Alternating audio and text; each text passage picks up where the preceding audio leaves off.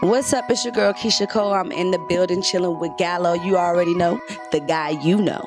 All right, we out.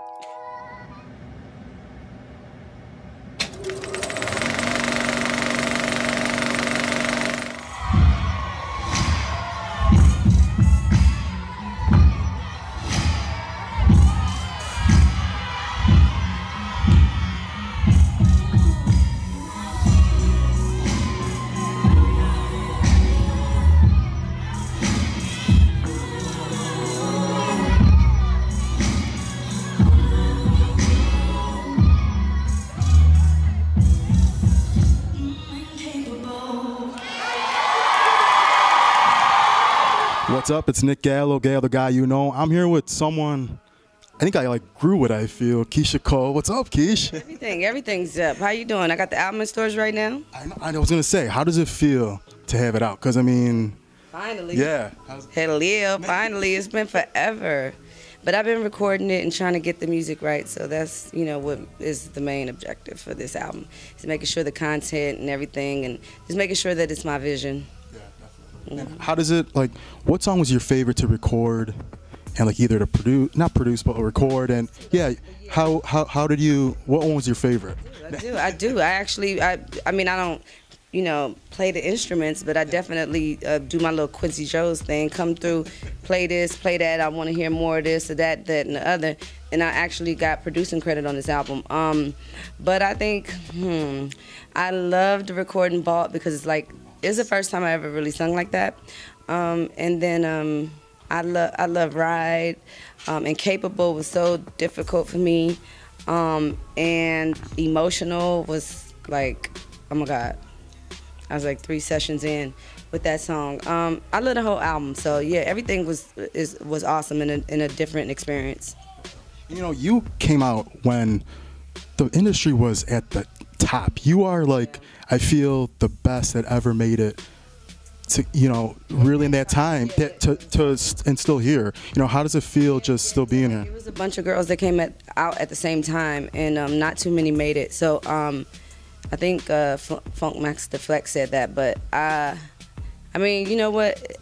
I'm glad that the ladies could understand my pain, my struggle, what I came from, and could relate to it, because that's ultimately how I am, where I am. And how was it being on TRL?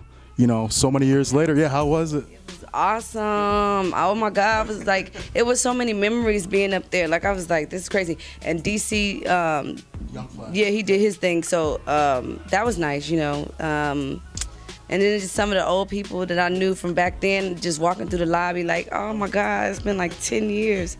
But it was nice. I had a good time. And you've been on so many tours, from opening to your headlining tours. I mean, I've seen you on everything except one. I remember I got a fake ticket. But yeah, it was bad. Whatever. But yeah, yeah, it was a bad deal.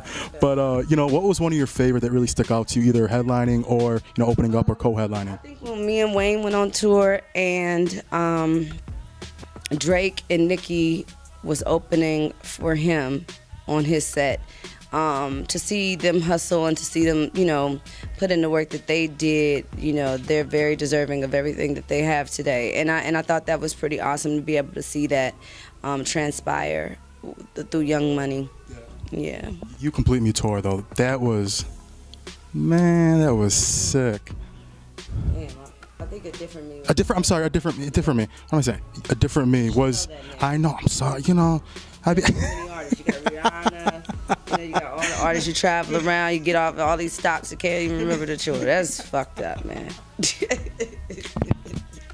But no, how was that tour? Because that tour was from the setup to everything, to your opening acts to you. I mean, everything was just sick. I think that was an amazing tour, but I think this next tour for me is going to be even more amazing because at that time I was trying to figure out, I was battling with being happy, going through pain and struggles, and then trying to make segments in the tour where you could understand the growth of my entire life.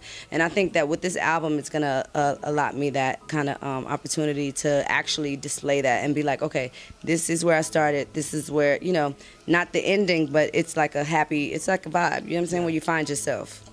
And what is one thing you've learned from the industry, I remember the first time seeing you was on the Nelly's Suit Sweat tour. in 2004. That's the first time I seen you. Yeah, I remember that like yesterday. How was, like, what have you learned? Drove a rental car. We rented cars and drove from state to state.